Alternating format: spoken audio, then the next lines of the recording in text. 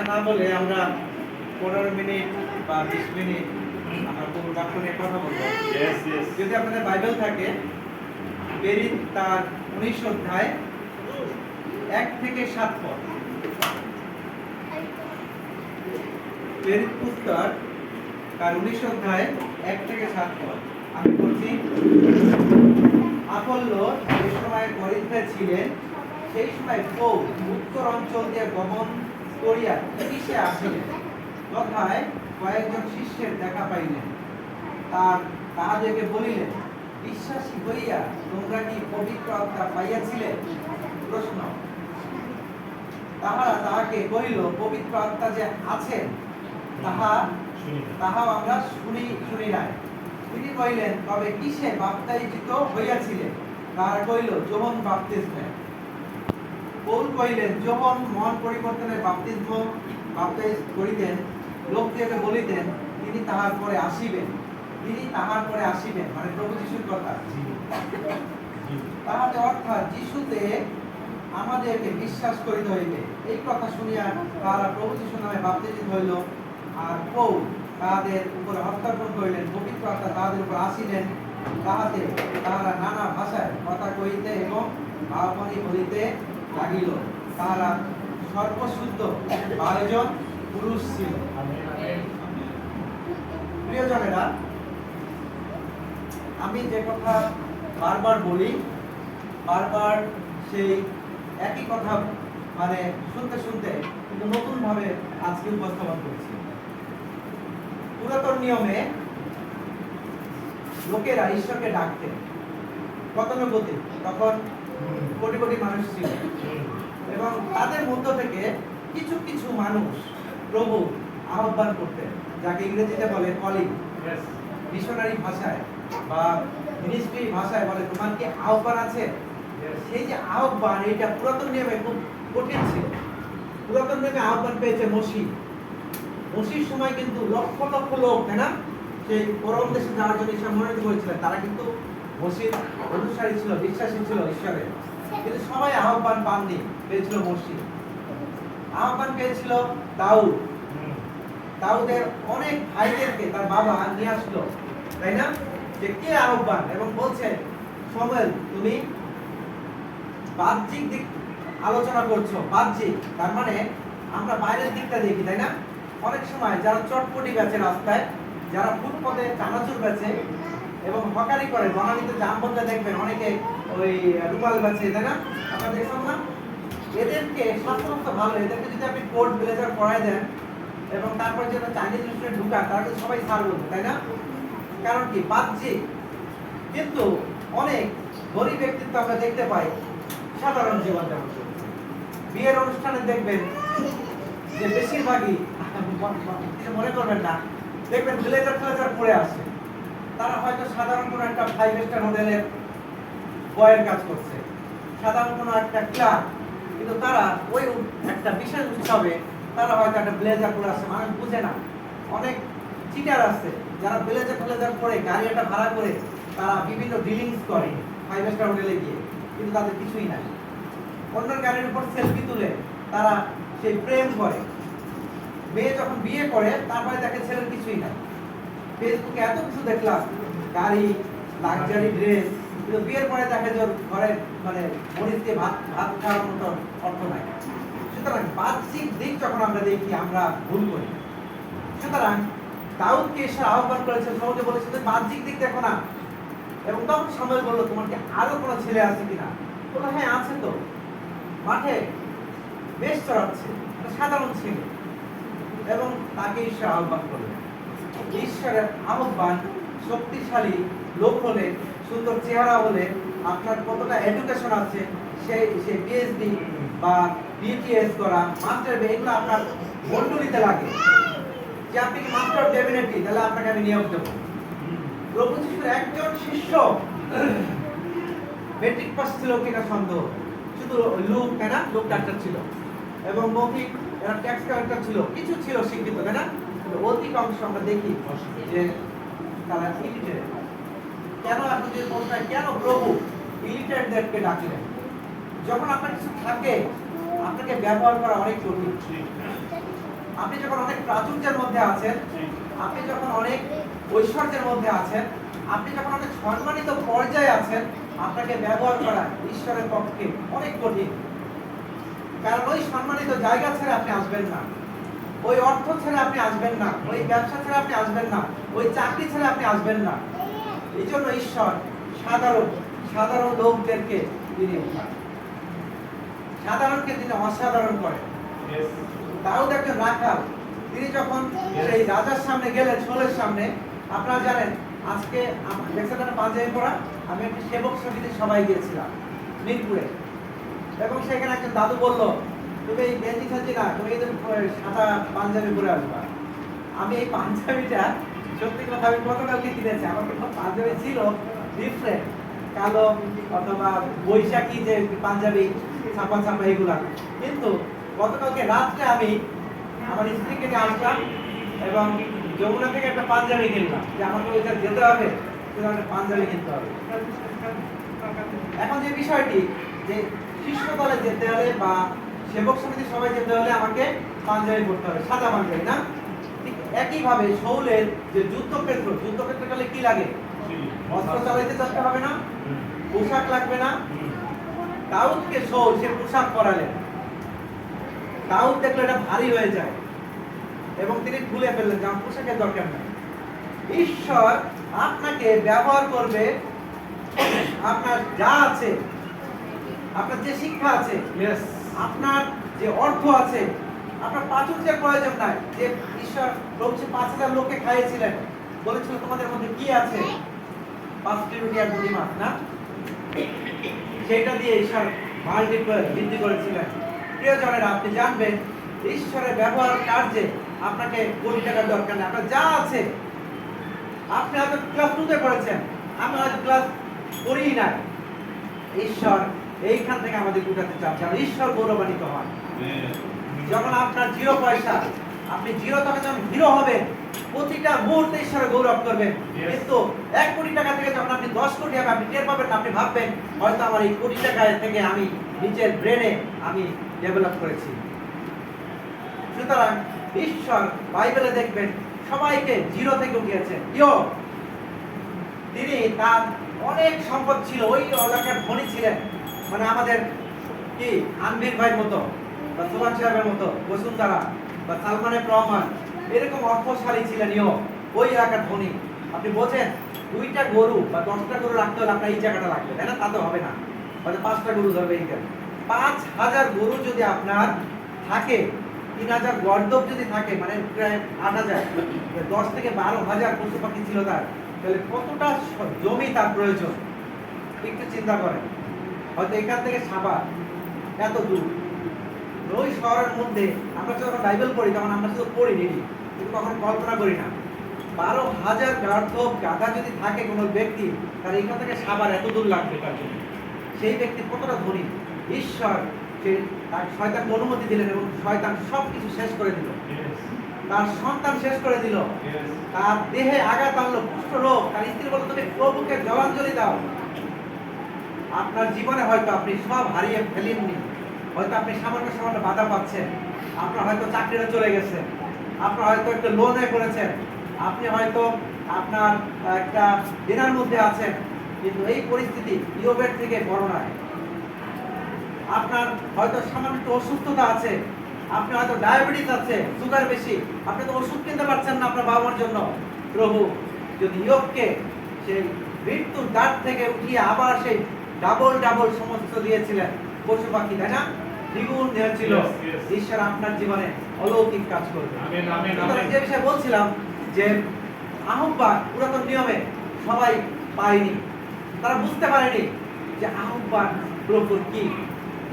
যখন প্রভু যিশু আসলেন তখনও ঈশ্বরের আহ্বান তারা বুঝতে পারে। প্রভু যিশুর মধ্যে দিয়ে আমরা সবাই সে আহ্বান পেয়েছি, কিন্তু সেই যে অভিষেক, এটা কিন্তু সবার জীবনে নাই। যেভাবে আহ্বান বুঝতে পারেনি, প্রভু যিশু আসলো ঈশ্বর মানুষ রূপে, এই প্রভু যিশু ঈশ্বরকে মানুষ চিনল না, তারা তাকে ক্রুশে দিয়েছে। এবং একইভাবে আমি বলতে চাই যে আজকের যুগে আপনার মনে হয় না যে ওই সময় যদি আমরা প্রভুকে পাইতাম না, যদি যিশুকে পাইতাম, আমরা যদি ওই সময় থাকতাম আমরা ভবিষ্যৎ বুঝতাম না, এখনকার মধ্যেই থাকতাম। যদি বলেন কেন, কিছুদিন আগে আমাদের গুড ফ্রাইডে গেছে, তাই না? আপনারা বাণী বলেছেন না অনেকে, হ্যাঁ? গুড ফ্রাইডে আপনারা জাঁকজমকভাবে পালন করেছি আমরা, তাই না? আমরা যিশু ক্রুশের মৃত্যুটাকে আমরা উপলব্ধি করেছি। ক্যাথলিক মিশনে তারা সেই রিয়েল ভাবে তারা পালন করেছে। তারপরে আমরা কি পালন করলাম? 3 দিন পরে পুনরুত্থান, অনেক ভোরবেলা, সেই ইস্টার সানডে বলে না ইংরেজিতে, আর বাংলায় পুনরুত্থান, মানে প্রভু যিশু উঠেছে। সেটাও কি সত্যি, তাই না? সত্যি বলেই সারা পৃথিবী পালন করেছে গুড ফ্রাইডে এবং পুনরুত্থান। কিন্তু তার পরের ঘটনা আমি বলছি। যিশু উঠলেন, তিনি 40 দিন লোকজনকে দেখা দিলেন, এবং তিনি যখন চলে যাবেন তার আদেশটি আমরা কেউ পালন করছি না। প্রভু যিশুর মৃত্যু পালন করেছি, প্রভু যিশুর পুনরুত্থিত পালন করেছি, কিন্তু তার লাস্ট আদেশ এটি আমরা পালন করছি। যদি বলেন কোনটি? প্রভু যখন চলে গেলেন তিনি শিষ্যদের বলেছিলেন যে আমি চলে যাচ্ছি, কিন্তু আমি তোমাদের একা ফেলে যাচ্ছি না। ঈশ্বর বারংবার আমাদেরকে ভালোবেসেছেন, যেখানে প্রভু যিশুকে মৃত্যু পর্যন্ত দিয়ে করেছেন। প্রভু যিশুর যে শেষ কথা সেটা হচ্ছে, আমি যতক্ষণ পর্যন্ত তোমরা পবিত্র আত্মা না পাও, সেই সহায় না পাও, তোমরা এই নগরী থেকে যাবে না। এবং শিষ্যদের মধ্যে একটি আতঙ্ক কাজ করছিল, একটি ভয় কাজ করছিল। সেই করোনা সময় আপনারা ছিলেন না, লকডাউন, জানলা দরজা বন্ধ করে, যে পাশের লোক কি বলবে, লজ্জা। যারা শিষ্য, কার শিষ্য? ওরা চিৎকারি করে বলতো প্রভু যিশু, যিশুর শিষ্য, ওরা খ্রিস্টিয়ান। খ্রিস্টান গালাগালি, ওরা গালাগালি বলতো খ্রিস্টিয়ান। এবং দরজা জানলা আটকেও তারা প্রার্থনা করছিলেন। এবং হঠাৎ করে পবিত্র আত্মা আসলেন এবং তারা শক্তি প্রাপ্ত হলো। এবং তারা বাইরে গিয়ে, এখন আর ভয় নাই, এখন তারা বাইরে গিয়ে প্রচার করছে। এবং 3000 5000 বাইবেল বলে, পুস্তকে যদি আপনারা পড়েন, সত্য ঘটনা, এটা আমার ঘটনা না।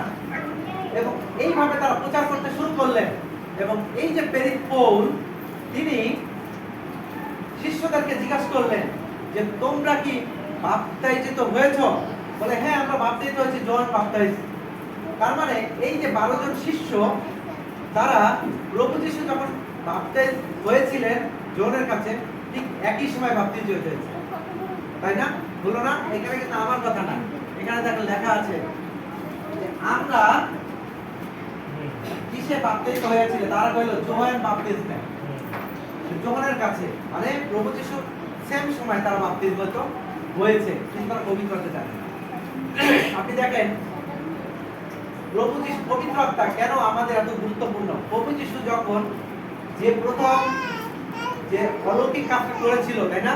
এটা কি অবগণের আগে না পরে? পরে। এখন কিভাবে করলো? প্রভু যিশু যখন বাপ্তিস্ম নিলেন জনের কাছে, তখন স্বর্গের দ্বার খুলে গেল, তাই না? এবং একটা পবিত্র আত্মা কপতের ন্যায় তার মধ্যে আসলো, তাই না? এখন আসার পরে প্রভু যিশু কি লাফাইছিল? বলতে হবে পবিত্র আত্মা পাওয়ার পরে কি পরিচয় করে গেছিল? পড়েনি। পবিত্র আত্মা পাওয়ার পরে কি প্রভু যিশু শাখারা বারা বারা বাইরে বলছিল? বলে নাই। পবিত্র আত্মা আমরা মাঝে মাঝে ভুল ব্যাখ্যা করি। পবিত্র আত্মা, আমি কোনো এক সময় একটা মন্ডলীতে গেলাম, আমার পাশে একজন মহিলা ছিলেন, বিদেশি মন্ডলী, এবং সে খুব লাফাচ্ছিল এরকম। এবং আমি বললাম পবিত্র আত্মা যদি এই হয়, আমার পবিত্র আত্মার দরকার নাই, এত লাফালাফি আমার তো ভয় লাগে। তা পালক বলছে না, আসলে এটা আপনার আবেগের ব্যাপার। কেউ পবিত্র আত্মা যখন ফিল হয়, তার মধ্যে কান্না হয়, সে চোখ দিয়ে পানি পড়ে। পবিত্র আত্মা যখন ফিল হয়, আপনার মধ্যে একটা ঠান্ডা বা একটা শরীর একটা হালকা কাজ করে।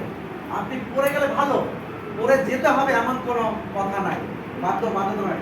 কিছু বিদেশি প্রচারক আছে যারা নিজেদেরকে কারিশমা দেখানোর জন্য ঠেলে ফেলে যায়, এবং পড়ে গেলে সেই ভিডিওগুলো তারা করে, ছবি তোলে, বিদেশে দেখায় যে আমার প্রার্থনা একটা মারাত্মক শক্তি আছে, পড়ে যায়। পবিত্রতা যখন কাজ করবে, ফেলে দেওয়ার দরকার নাই, এখান থেকে আপনি এমনি পড়ে যাবেন। এরকম অনেক ভালো প্রচারক আমি দেখেছি। নাইজেরিয়ার উমা উপায় আমাদের আসছিল অ্যাসেম্বলিজ অফ গডে, যার প্রার্থনায় ধরা লাগে না, এমনি পড়ে গেছে। এখন এই দেখা দেখি অন্যরা ঠেলে ঠেলে ফেলাইতে চায়, এরকম আছে অনেক। সুতরাং পবিত্র আত্মা পাওয়ার জন্য আপনাকে কোনো কোয়ালিফাই হতে হবে না যে আপনি বছরে 365 দিন চার্চে আসলে পবিত্রতা পাবেন এমন কোনো কথা নাই। যদি পালন বলে এটা ভুল। পবিত্রতা পাওয়ার জন্য আপনাকে রেগুলার দান দশম অংশ দিতে হবে এমন কোনো কথা নাই। পবিত্রতা পাওয়ার জন্য আপনাকে যে লম্বজপ করতে হবে, ফাস্টিং প্রেয়ার করতে হবে এমন কোনো কথা নাই। আপনার ইচ্ছাই যথেষ্ট। প্রভু যিশু পবিত্র আত্মায় পূর্ণ হয়েছিলেন বলেই তিনি অলৌকিক কাজ করেছিলেন। Amen amen. এবং তারপরে তিনি যখন চলে গেলেন শিষ্যরা পবিত্র আত্মায় পূর্ণ হয়েছিল এবং তারা অলৌকিক কাজ করেছিল। প্রিয়জনেরা, সেই মণ্ডলীগুলো থেকে অভাব ছিল না। সেই মণ্ডলীর লোকদের কোনো দুঃখ দুর্দশা ছিল না। পবিত্র আত্মা কেন প্রয়োজন আমাদের? কারণ এইখানে যদি একটা পিঁপড়া থাকে, এইখানে ও জানে না যে ওইখানে কি আছে, জানে? কিন্তু আপনি যদি চান এই পিঁপড়াটাকে নিয়ে আপনি ওই চিনির কাছে নিয়ে যেতে পারেন, পারেন না? ঠিক একইভাবে ঈশ্বর আমাদেরকে দিয়ে কি করাতে চান, আমাদের জীবনে ঈশ্বরের পরিকল্পনা কি, আমাদের জীবনে প্রভু কি চান, সেইটাকে গাইড দেওয়ার জন্য পবিত্র আত্মা অত্যন্ত আমাদের গুরুত্বপূর্ণ। পবিত্রতা ছাড়া আপনার মানসিক মনে বা মানসিক দেহে, মানসিক চিন্তায় আপনি কখনো আগাতে পারবেন না। আপনি দেখবেন, আপনি যখন অভাবগ্রস্ত হচ্ছেন, আপনি চিন্তা করছেন যে আমার এই আত্মীয়র কাছে মনে হয় আমি সাহায্য পাবো, বুঝি এই লোকটার কাছে গেলে আমি উপকার পাবো। আপনি যখন অসুস্থ হচ্ছেন, আপনি চিন্তা করছেন আপনি ডাক্তারের কাছে গেলে মানে সুস্থ হবে। পবিত্রতা এমন একটা শক্তি যেটা আপনাকে নির্দেশনা দান করবে। আপনি যখন সকালে ঘুম থেকে উঠবেন, আপনি ধ্যান করবেন, প্রার্থনা করবেন, প্রার্থনা করে একটু ধ্যান করবেন যে প্রভু আমাকে তুমি চালাও, এবং পবিত্রতা আপনাকে দেখিয়ে দেবে। পবিত্রতা তার সেই লোকদেরকে আপনার কাছে নিয়ে আসবে এবং আপনার জীবনে প্রত্যেকটা কাজ পবিত্রতা আপনাকে দেখিয়ে দেবে। পবিত্রতা এমন একটা শক্তি, যে শক্তি হচ্ছে বাতাস। আপনারা দেখছেন, ফিল করছেন না বাতাস? কিন্তু দেখতে পাচ্ছেন, ধরতে পারছেন না, কিন্তু আপনার গায়ে লাগছে, তাই না?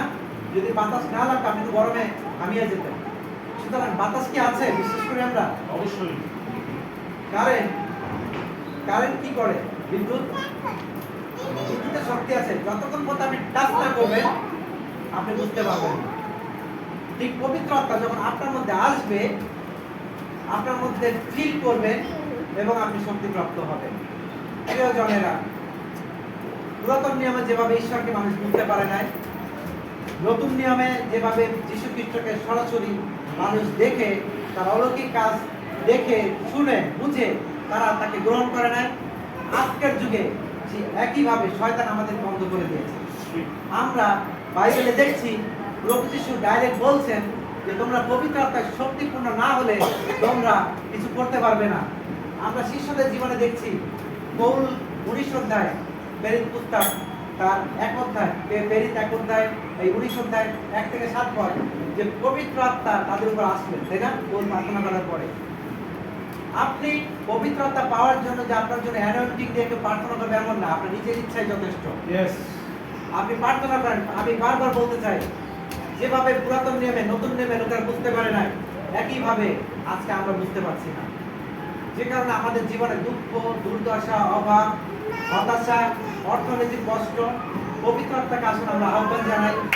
আমরা পবিত্র আত্মাকে নিয়ে পথ চলি এবং তাকে আহ্বান জানাই যে আমাদের জীবনে অভিভাবক তিনি হন, এবং পবিত্র আত্মা যদি আপনারা আমার সঙ্গে থাকেন তাহলে আমাদের জীবন পথ সরল হবে। কার সাথে কি ব্যবহার করা উচিত, কোথায় কি করা উচিত, কি করতে হবে আগামী জীবনে, আপনাকে পথ দেখে সহজে সংক্ষেপে আপনাকে সুন্দর অবস্থানে নিয়ে যেতে সক্ষম পবিত্র আত্মা।